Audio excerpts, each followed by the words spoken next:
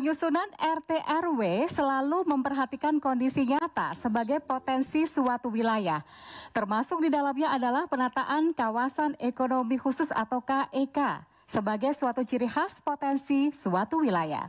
Saat ini, Kabupaten Lamongan ditetapkan sebagai kawasan ekonomi khusus industri maritim oleh pemerintah Provinsi Jawa Timur. Pertanyaannya, dalam rangka mengembangkan Kabupaten Lamongan sebagai kawasan industri maritim tersebut, langkah strategis apa yang akan Anda lakukan jika terpilih untuk mempercepat keberhasilan program agar mampu memberikan dampak bagi kesejahteraan masyarakat Lamongan? Baik, kawasan ekonomi khusus ini adalah merupakan sebuah anugerah kalau kita katakan begitu, karena tidak setiap kabupaten mendapatkan kepercayaan sebagai kawasan ekonomi khusus itu.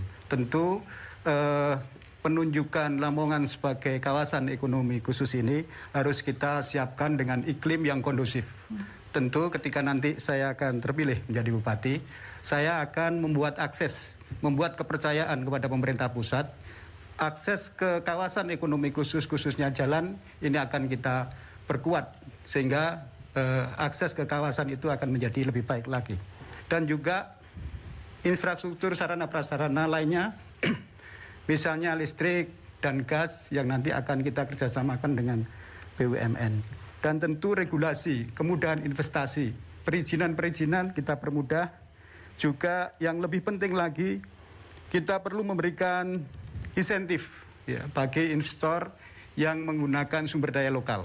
Insentif itu bisa berupa pajak, bisa berupa keringanan retribusi, dan lainnya, yang tentu insentif ini akan bisa memberikan daya tarik tersendiri supaya investor itu datang ke kawasan ekonomi khusus. Dan juga dukungan SDM.